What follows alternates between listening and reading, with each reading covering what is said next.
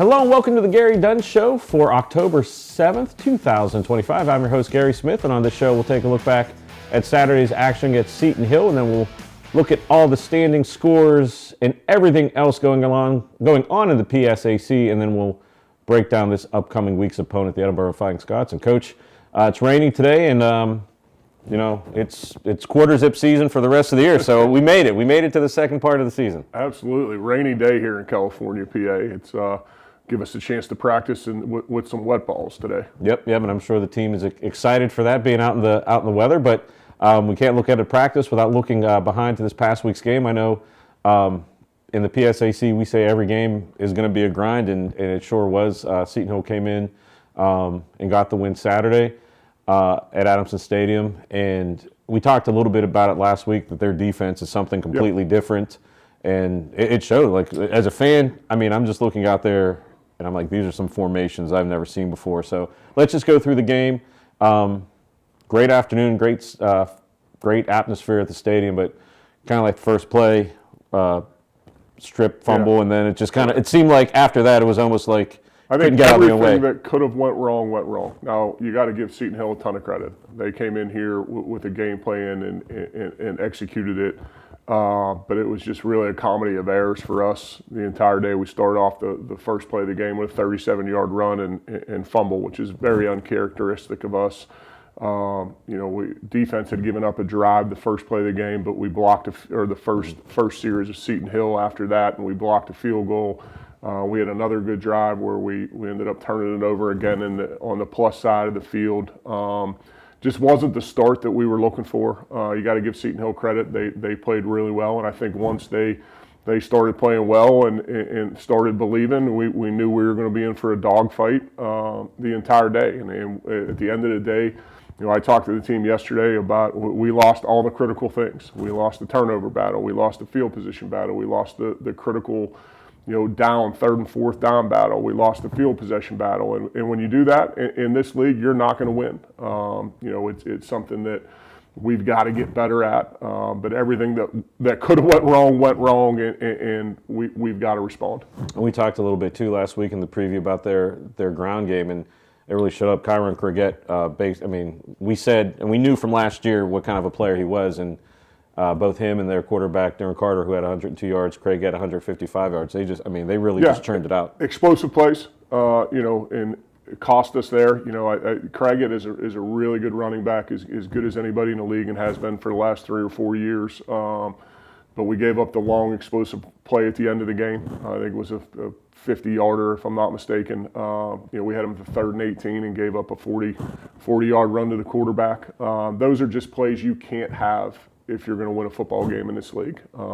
We had our opportunities offensively and couldn't capitalize. We drove down.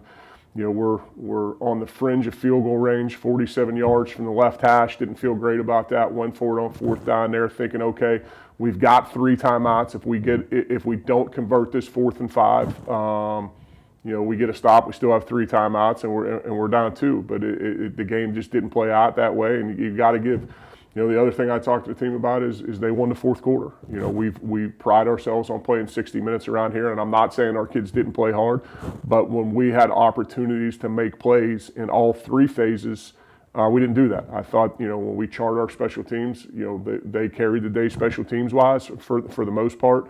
So when you lose the turnover battle, you lose the time of possession, you lose special teams, you lose critical downs, and you lose field position, it's going to be a long day. So. I'm excited. I thought we had a really good workout yesterday. Our guys came back, and after a loss like that, you want to see how the guys are going to respond. We're a young team. How are we going to respond? I met with our captains yesterday. I thought they did a phenomenal job of expressing to me where we're at, and it was basically we're going to get back to work. That we understand. I talk to our guys all the time. It's a very, very fine line in this league. It's going to come down to each week. It's going to come down to a handful of plays. What do we do during the week to tip those plays in our favor? How are we deserving? Do we work to be deserving? And that's what we got to do this week. We got to get back at it. I thought we had a great practice yesterday. So we'll just see how we respond. Well, despite, like you said, losing the game, sometimes, it's like a boxing match. Sometimes a fighter doesn't start fighting, so you see a little blood. So a lot of times, sometimes a loss is not the worst thing middle of the season. And like I said, we said at the top of the show, the PSAC West, and we'll see in the scores later. I mean, it's a coin flip a lot of times because, like we always say, teams know each other, playing the same systems, something's going to happen. It's only a loss if you don't learn from it. If we continue to repeat the mistakes that we made Saturday as players and as coaches, then it can cost you twice. So we've got to move on. I'm excited to get up and practice today. Now I wish we had an indoor, but we're going to go out in the rain and we're going to have a great workout. And I know our guys will respond. I know the type of culture and the type of commitment that our guys make. This isn't something they do for fun. So we're going to get ready, and we're going to get ready to go face another really good team. I think Edinburgh is much improved, and I'm sure we'll get on to that. But we've got to play better, and we've got to correct the mistakes that we made Saturday. And a couple of notable statistical performances from Saturday. Kendrick Agnor, 73 yards, but he also chipped in with 5 catches for 55 yards and a touchdown, got loose out of the backfield. And then defensively, if you're holding a team to 16 points, there's some standouts. Cedric Vesta, 7 tackles, 2 tackles for a loss, 2 sacks. Like I said, defense, that front 7 is really doing a number. We played well at times, but we talked to our team about there's some weeks that the offense is going to have to pick up the slack, and there's some weeks if the offense is struggling, the defense is going to have to. And I thought we played well for the most of the day, but we gave up too many explosive plays. We gave up explosive plays that created the field possession battle that we lost, and then we gave up 2 explosive plays on their last drive. That obviously can't happen. So back to work. And back to work, and we'll be back to the show after these commercial breaks. You're going to see some highlights, and then highlights from last year's game against Edinburgh. You're watching the Gary Dunn Show right here on CUTV Sports 1 and the PSAC Digital Network.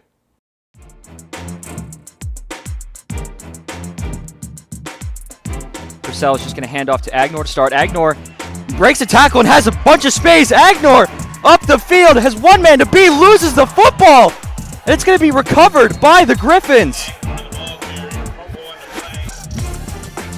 Good snap, good hold. The kick is up, and it looked like it was tipped a little bit, and it is no good. California with the true bend, not break mentality.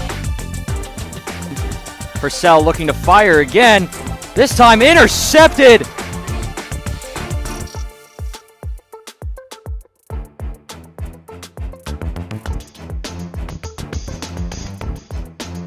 Two receivers, both sides. Direct snap to Carter, and he's going to muscle his way in for the touchdown. And Seton Hill gets the first points of the game. Carter going to hand off to Craggett, trying to work his way. Nice patient run there, but a fumble, and it's recovered by California. And just like that, maybe the tides have turned here. Purcell is going to roll out to try and look to throw. He has Agnor wide open for the touchdown, and California capitalizes on the fumble. Snap is good, the hold is good, the kick is up, and it is good. Seton Hill takes the lead. Craigett to his right, he gets the carry. Looking left side, big hole opens up. Nobody's gonna stop Craigett as he breaks through the Vulcan defensive line.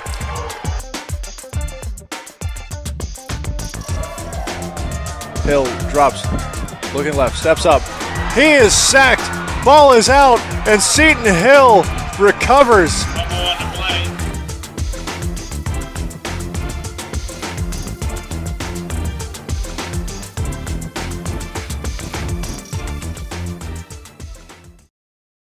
Fall is back, and so is Vulcan football. Follow the Vulcans every step of the way during the 2025 regular season. The season kicks off with a Thursday night clash versus Charleston. Then home September 13th versus Westchester. Home September 26th versus Lock Haven. September 27th at Slippery Rock. October 4th at home versus Seton Hill. October 11th at Edinburgh. Homecoming October 18th versus Clarion. At IUP October 25th. Home versus Frostburg State on November 1st. At Gannon November 8th. And the season finale at Shippensburg November 15th. Follow Cal Vulcans and CUTV for live links, highlights, and much more. Students, after the big game, and the festivities at the homecoming and community dessert reception. Come enjoy theater improv, sports challenges photo booth, face painting, puppetry, giant foam Jenga, and much more. Join us October 18th from 6 to 8 p.m. in the Natali Student Center for games, treats, contests, music, and surprises. All ages invited, and bring your Halloween spirit.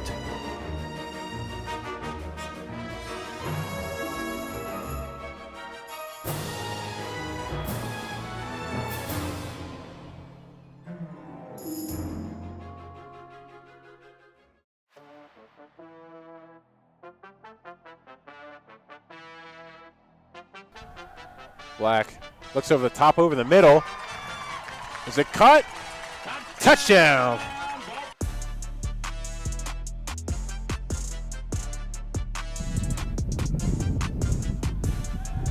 Black looks down the field. One-on-one over the top, and what a catch! Brought down a touchdown!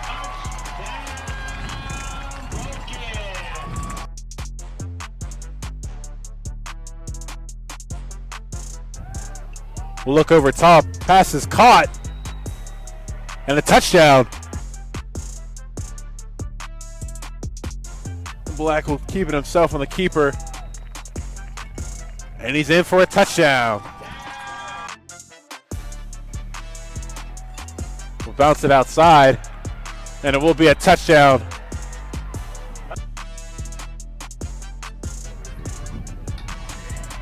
A jump pass. Up in the air, intercepted, taken down the line, brought down at about the 35.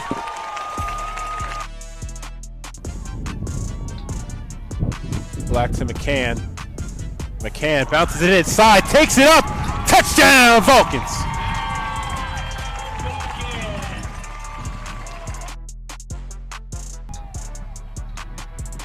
Bernard looking to pass, steps up in the pocket, floats it over top. It's caught, left wide open is Brown. Ball comes out, is picked up, will take it himself to almost about the 45-yard line. And welcome back to the Gary Dunn Show. You just saw highlights from last year from Edinboro, which is this week's opponent. But before we talk to Coach about Edinboro week, we're going to put a bow on this past weekend's action in the PSAC, another week of divisional play in the PSAC. Moving on the scoreboard, you see Slippery Rock House score, and then going down, Gannon 38, Slippery Rock 35 up at Gannon. East Stroudsburg over Westchester 45-14. Lock Haven over Bloomsburg 38-17. Kutztown 49, Shippensburg 0, and then Shepherd 38, Millersville 23, and then IEP 35. And Edinboro 12. We'll take a look at the PSAC East and West standings. We're going through the second week of divisional play, and you can kind of see how things are starting to move up and down. And like I said, PSAC is a wild, wild ride. I always tell my friends, you got to really watch PSAC because there's a lot of good football being played. And we'll take a look briefly at the national polls. California dropping to 16 in the country, but interesting, 6 Super Region 1 teams in the top 25. So, Coach, doesn't get any easier this time of year. Yeah, going on the road and playing a really good Edinboro team. They got an entire new coaching staff, and you can see the implementation of their systems. They cause some headaches. I think their head coach is a former defensive coordinator, so they're built on defense. They do a really nice job of kind of jumping between an even front and an odd front. Moving some pieces around. They got some really good players in their front seven. I think their corners are 2 of the better corners that we've seen. They'll play some man coverage. They'll bring some exotic blitzes, similar to what Seton Hill did and run into what we call a trap 2 coverage. They're a really good defense. They're giving up 27 points a game right now, but they've played probably one of the hardest schedules, that the conference had. They went and played Kutztown. They've played IUP, who are leading the 2 leagues right now. They've played, went out and beat East Stroudsburg the first week of the year. So they're battle tested. They've played really good teams. They play well at home, and we're going to have to go up and play a lot better offensively to give ourselves an opportunity. We're looking at some of the stats for Edinboro coming in on their offense. They're led by an IUP transfer, Nico Marchitelli, 85 and 146, 910 yards, 6 touchdowns and 3 interceptions. Running back a little bit by committee. The leading rusher has 60 carries for 192 yards. But it looks like, stat-wise, they got a two-headed receiver group with Day Allen and Jared Fratz, 21 and 22 receptions each, over 200 yards each, 3 touchdowns. So it looks like they have a little bit of balance coming on the offensive side. The quarterback's doing a nice job. He's been in this league a long time. He's very athletic, so he can run. Some of the quarterback run game stuff that we gave up this weekend, we're going to have to shore up. I'm sure they're going to try and exploit that. They've got some nice pieces on offense. I don't know that they've put it all together yet. I think their scheme-wise, they're very similar to us. I think they're doing a good job. But I think it starts with the quarterback for them. We're going to have to play better. And we tell our guys all the time, the focus is on us. We've got to handle our assignments. We've got to handle our techniques, our alignments. And when we do that, we can be a pretty good defense. When we don't is when we give up explosive plays. When we don't do our job, 1 is 11. The offenses find those cracks. So we've got to do a better job of doing our job defensively to limit some of those explosive plays. And on Saturday will be Edinburgh's homecoming. Coach, what's it like trying to get a team ready to go to another team's homecoming? We all know there's 8 million things going on at a homecoming for our team, but there's always things going on at homecoming. How do you prepare just for the extra noise? And this is funny. We do have a young group, and I'm actually going to talk about with the team today. This is the first overnight trip we've taken. We went up to Slippery Rock and played a night game, so we traveled up there the day of. We've got to understand that it's a business trip. We've got to understand when we get on the bus, we relax. When we get to the hotel and we have a team dinner, it's about enjoying each other's company and spending time together. When we get to our rooms, we relax and maybe look through our playbooks and our assignments a little bit. When we wake up in the morning, we have a nice breakfast, and we get locked in and ready to play. It's going to be interesting. This is, we've got a ton of guys that are making their first college road trip. So, you got to remind them all the rules that we do on the road. And really it's 60 minutes when the ball's kicked off. You can take all the outside stuff, and as long as we're handling our business on the road, then we're going to have an opportunity. It's still crazy to think we're first full week of October that we're talking about first overnight road trip, just the way the schedule was. And speaking of schedules, let's take a look at another exciting weekend of action in the PSAC, highlighted by the Cal Edinburgh game from Sox Harrison Stadium, and then a slate of games at noon, Clarion and Gannon, Westchester at Shepherd, and then Slippery Rock at Seton Hill.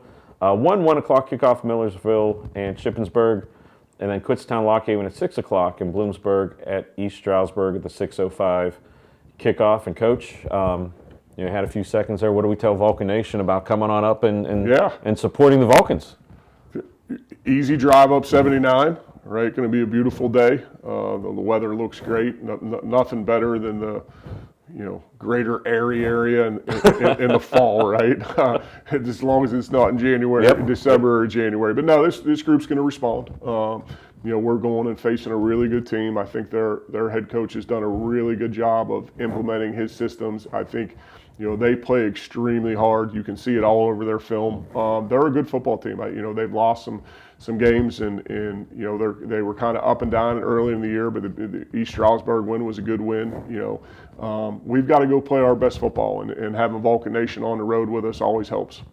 So make sure to make your plans. Again, 2 o'clock kickoff, so you can wake up a little later. If you can't be there, CUTV will be there on CUTV Sports 1 for the live broadcast. We'll also be on the PSAC Digital Network. And once again, if you have traditional cable, it'll be live on Atlantic Broadband. Not Atlantic Broadband, they got sold a couple years ago. Breezeline and Armstrong, and then the Cablecast app. You can just download that and search CUTV, and I just can't believe I don't remember. I don't know how you remember all this stuff. Well, I'm bringing Atlantic Broadband back to life there. Like I said, they were sold to Breezeline 2 years ago, so apologies to that. But you're a little younger than me. Back in the day, you had Channel 2, you had Channel 4, and you had Channel 11. Yep. And Coach and I are going to talk about how you used to have to set up your video game system with the little click for 3 and 4. So I got nothing for you. So hopefully we'll see a lot of red and black at Sox Harrison Stadium. Once again, for Coach Dunn, I'm Gary Smith. We'll see you next week on the Gary Dunn Show.